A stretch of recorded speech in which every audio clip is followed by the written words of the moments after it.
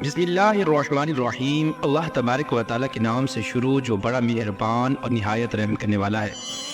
پوری دنیا پر حکومت کرنے والا ایک ایسا جابر و ظالم بادشاہ کہ جس نے یہودیوں کو چن چن کر ان کا قتل عام کیا اور یہودیوں پر اللہ تبارک و تعالیٰ کا عذاب بن کر نازل ہوا، اور اس بادشاہ نے یہودیوں کے عروج کو زوال میں تبدیل کر دیا۔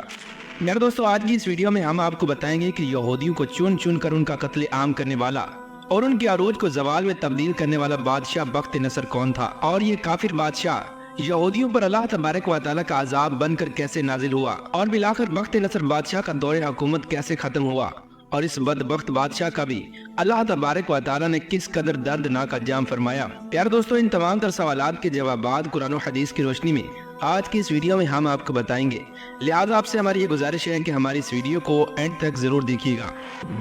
پیارے دوستو، دنیا کی تاریخ میں بہت بڑے بڑے جابر و ظالم بادشاہ آئے کہ جنہوں نے اس دنیا کے اندر اپنے جبر و ظلم کی داستانوں کو رقم کیا، لیکن ان تمام تر بادشاہوں میں سے 4 بادشاہ ایسے تھے کہ جنہوں نے اس پوری روئے زمین پر حکومت کی۔ یہ 4 بادشاہ ایسے تھے کہ مشرق سے لے کر مغرب تک اور شمال سے لے کر جنوب تک انہی کا حکم چلتا تھا۔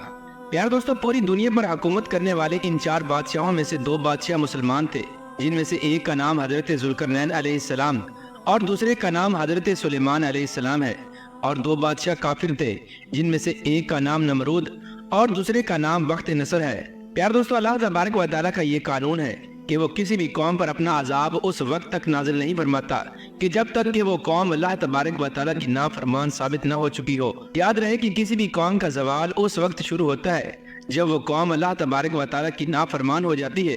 اور حد سے زیادہ بڑھ جاتی ہے اور طرح طرح کے گناہوں کے اندر مبتلا ہو جاتی ہے اور کفر و شرک کر بیٹھتی ہے۔ پہلے جتنی بھی قومیں اللہ تبارک و تعالیٰ کے عذاب سے ہلاک کی گئیں، وہ تمام تر قومیں اللہ تبارک و تعالیٰ کی ان نافرمانیوں کے اندر مبتلا تھی کہ وہ لوگ اللہ تبارک و تعالیٰ کی ذات کو چھوڑ کر کفر و شرک کرتے تھے اور بت پرستی کے اندر مبتلا تھے اور معصوم لوگوں پر ظلم و ستم کیا کرتے تھے۔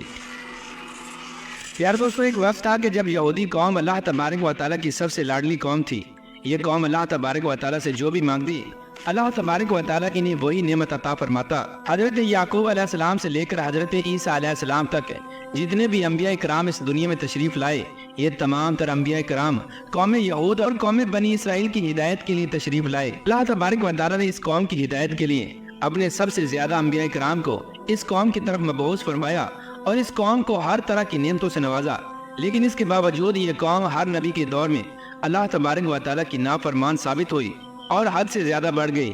بالآخر جب یہ قوم اللہ تبارک و تعالیٰ کی نافرمانیوں کے اندر حد سے زیادہ بڑھ جاتی تو اللہ تبارک و تعالیٰ اس قوم پر اپنا عذاب نازل فرماتا، اور جب یہ قوم اللہ تبارک و تعالیٰ کی بارگاہ میں اپنے گناہوں کی معافی طلب کرتے تو اللہ تبارک و تعالیٰ ان کو معاف فرما دیتا اور اس قوم کو اللہ تبارک و تعالیٰ دوبارہ سے عزت اور عروج عطا فرماتا۔ پیارے دوستو، جب حضرت سلیمان علیہ السلام کا دور حکومت آیا اور اس وقت یہ یہودی قوم یروشلم کے اندر آباد تھی، اور حضرت سلیمان علیہ السلام کے دور حکومت میں اس قوم نے پوری دنیا پر راج کیا۔ لیکن جب حضرت سلیمان علیہ السلام اس دنیا سے تشریف لے گئے تو ان کے تشریف لے جانے سے تقریباً 400 سال بعد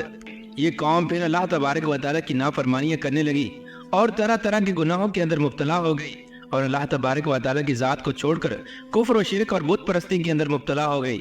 اس طرح جب یہ قوم طرح طرح کی نافرمانیوں کے اندر مبتلا ہو گئی اور اللہ تبارک و تعالیٰ کی ذات کو چھوڑ کر کفر و شرک کرنے لگی تو اللہ تبارک و تعالیٰ نے اس قوم پر اپنا عذاب نازل فرمایا، اور ایک جابر اور ظالم بادشاہ جس کو دنیا بخت نصر کے نام سے جانتی ہے، وہ اللہ تبارک و تعالیٰ کا عذاب بن کر یہودی قوم پر مسلط ہو گیا۔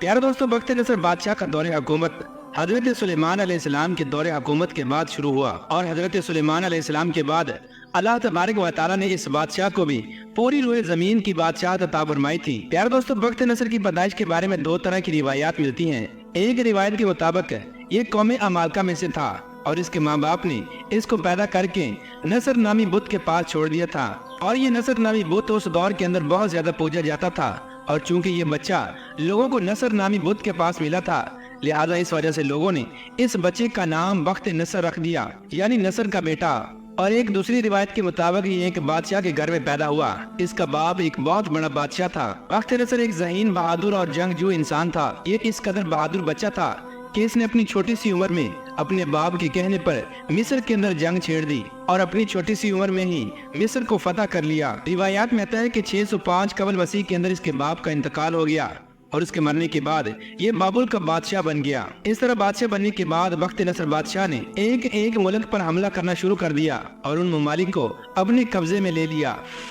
پیارے دوستو، ادھر بخت نصر بادشاہ ایک ایک کر کے مختلف ملکوں کو فتح کرتا آ رہا تھا، اور ادھر یہودی قوم جو کہ اس وقت یروشلم کے اندر آباد تھی اور اللہ تبارک و تعالیٰ کی نافرمانیوں کے اندر مبتلا ہو چکی تھی اور طرح طرح سے اللہ تبارک و تعالیٰ کی حدوں کو پار کر رہی تھی، اور یہ قوم اللہ تبارک و تعالیٰ کی ذات کو چھوڑ کر کفر و شرک کے اندر مبتلا ہو چکی تھی۔ انہی نافرمانیوں کی وجہ سے اللہ تبارک و تعالیٰ نے یہودی قوم پر اپنا دردناک عذاب نازل فرمایا، اور ادھر بخت نصر بادشاہ نے یروشلم پر حملہ کر دیا، اور اس طرح بخت نصر بادشاہ یہودی قوم پر اللہ تبارک و تعالیٰ کا دردناک عذاب بن کر نازل ہوا۔ اس وقت بخت نصر بادشاہ نے یروشلم کے اندر یہودیوں کا چن چن کر قتل عام کیا اور بیت المقدس کو تباہ و برباد کر دیا۔ اس حملے کے اندر 40,000 تورات کے عالموں کا بھی قتل عام کیا گیا اور 40,000 یہودیوں کو جلا وطن کر دیا۔ اس طرح اس وقت یہ یہودی قوم قتل و غارت کے ڈر سے دوسرے ممالک کی طرف بھاگنے لگی۔ اس حملے کے اندر بخت نصر بادشاہ نے 80,000 یہودیوں کو اپنا قیدی بنا لیا تھا، اور بعض روایات کے مطابق قیدی بننے والے افراد کی تعداد 80,000 سے کہیں زیادہ تھی۔ روایات کے مطابق ان قیدیوں میں اللہ تبارک و تعالیٰ کے 2 نبی بھی شامل تھے، ایک کا نام حضرت دانیال علیہ السلام اور دوسرے کا نام حضرت عزیر علیہ السلام ہے۔ پیارے دوستو، جب بخت نصر بادشاہ نے یروشلم پر حملہ کیا تو تمام کے تمام یروشلم کو جلا دیا اور ہیکل سلیمانی کو گرا دیا، اور ہیکل سلیمانی کے تمام تر خزانے کو لوٹ لیا، اور ہیکل سلیمانی کے اندر موجود تمام تر کتابوں کو جلا دیا جس کے اندر تورات شریف کے اصل نسخے بھی موجود تھے۔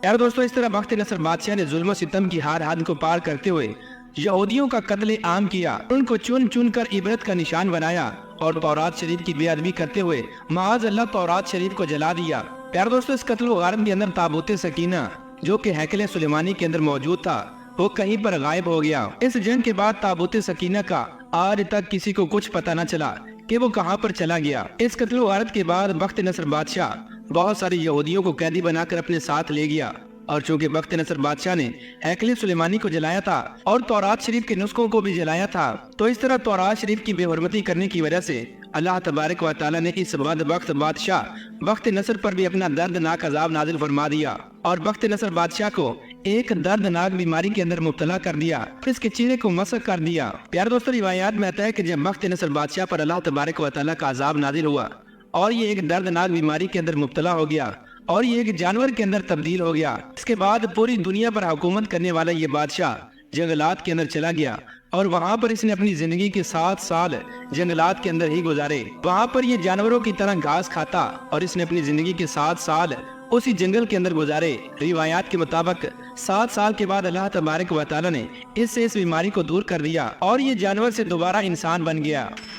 پیارے دوستو، بات کرتے ہیں کہ بخت نصر بادشاہ کو موت کس طرح آئی اور اس کا انجام کیسے ہوا، تو اس کے بارے میں روایات میں آتا ہے کہ جب بخت نصر بادشاہ نے بہت سارے یہودیوں کو قید کیا، ان میں سے اللہ تبارک و تعالیٰ کے 2 برگزیدہ نبی بھی تھے جن کا نام حضرت دانیال علیہ السلام اور حضرت عزیر علیہ السلام ہے، جو کہ بعد میں اللہ تبارک و تعالیٰ کے حکم سے بخت نصر بادشاہ کے مشیر بن گئے۔ پیارے دوستو، چونکہ حضرت دانیال علیہ السلام اللہ تبارک و تعالیٰ کے نبی تھے اور اللہ تبارک و تعالیٰ نے ان کو علم و فراست سے نوازا تھا، لہٰذا بخت نصر بادشاہ حضرت دانیال علیہ السلام کی علم و فراست کی وجہ سے ان کو بہت زیادہ اہمیت دیتا تھا، اور بخت نصر بادشاہ کا حضرت دانیال علیہ السلام کو اس طرح عزت دینا یہودیوں کے لیے ناقابل برداشت تھا۔ در حقیقت یہودی قوم حضرت دانیال علیہ السلام سے بغض اور حسد رکھتی تھی، چنانچہ ایک دن تمام تر یہودیوں نے مل کر حضرت دانیال علیہ السلام کو معاذ اللہ قتل کروانے کی سازش کی، اور یہودی قوم بخت نصر بادشاہ سے کہنے لگی کہ حضرت دانیال علیہ السلام جب پانی پی لیتے ہیں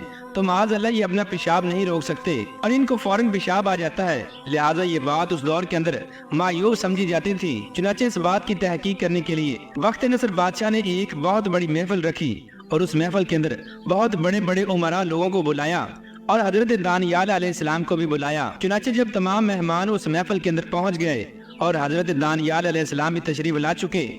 تو ان کے سامنے کھانا پیش کیا گیا اور بہت سارا پانی بھی رکھا گیا، اور ادھر بخت نصر بادشاہ نے اپنے سپاہیوں کو یہ حکم دے رکھا تھا کہ اس محفل کے بعد جو سب سے پہلے پیشاب کرنے کے لیے باہر نکلے تو اس کو فوراً قتل کر دیا جائے، پھر چاہے وہ پیشاب کرنے والا شخص یہی کیوں نہ کہے کہ میں بخت نصر بادشاہ ہوں۔ اور اگر کوئی شخص تمہارے سامنے اس طرح کہے تو تم لوگ اس سے کہنا کہ تو جھوٹ بولتا ہے اور تمہارے قتل کا حکم ہمیں ہمارے بادشاہ نے دیا ہے۔ پیارے دوستو، روایات میں آتا ہے کہ جب یہ محفل ختم ہوئی اور تمام لوگ کھانا کھا چکے تو اللہ تبارک و تعالیٰ کی قدرت کا کمال یہ ہوا کہ سب سے پہلے ان لوگوں میں سے جس شخص کو پیشاب کی حاجت محسوس ہوئی وہ بخت نصر بادشاہ خود تھا۔ اس طرح بخت نصر بادشاہ جیسے ہی پیشاب کی غرض سے باہر نکلا اور دروازے سے باہر آیا تو اس وقت دروازے کے باہر اندھیرا تھا، چنانچہ اندھیرے کی وجہ سے کسی کو کچھ پتہ نہ تھا کہ آخر یہ کون سا شخص ہے۔ اس وقت دروازے میں کھڑے سپاہی بخت نصر بادشاہ پر حملہ آور ہوئے تو بخت نصر بادشاہ فوراً چیخ کر کہنے لگا کہ میں بخت نصر بادشاہ ہوں۔